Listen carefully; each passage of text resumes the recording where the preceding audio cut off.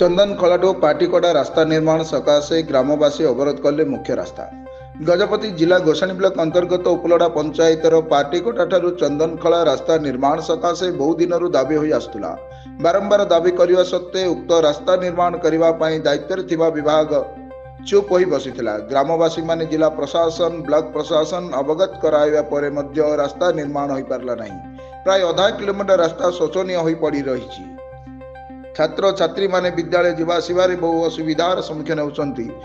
रोगी मेडिकल जीवा समय बहु असुविधार सम्मुखीन होउछंती। एम्बुलेंस ग्राम को आसी न पारिबारु गर्भवती माँ माने मेडिकल पहुंचवा असुविधा होतिबा अभियोग करिसेंती ग्रामवासी। एही परिप्रेक्षी गोसाणी ब्लॉक गोष्ठी उन्नयन अधिकारी श्री गौरचंद्र पट्टनायक, तहसीलदार श्री नारायण बेहरा, गुरांडी थाना अधिकारी ओम नारायण पात्र, एसडीपीओ माधवानंद नायक प्रमुख उपस्थित रही लोक मानक बुझासुझा करिबा परे रास्ता अवरोध प्रत्याहत होइतिला।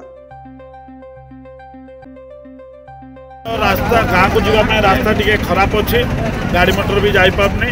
आए तो मंडी सीजन चली तेणुक चाषी मानकर भी धान आसीपारनी एवं ऑल एम्बुलेंस भी मोर जीवार आवश्यकता रही है। से सब जाक प्रॉब्लम तो थिला।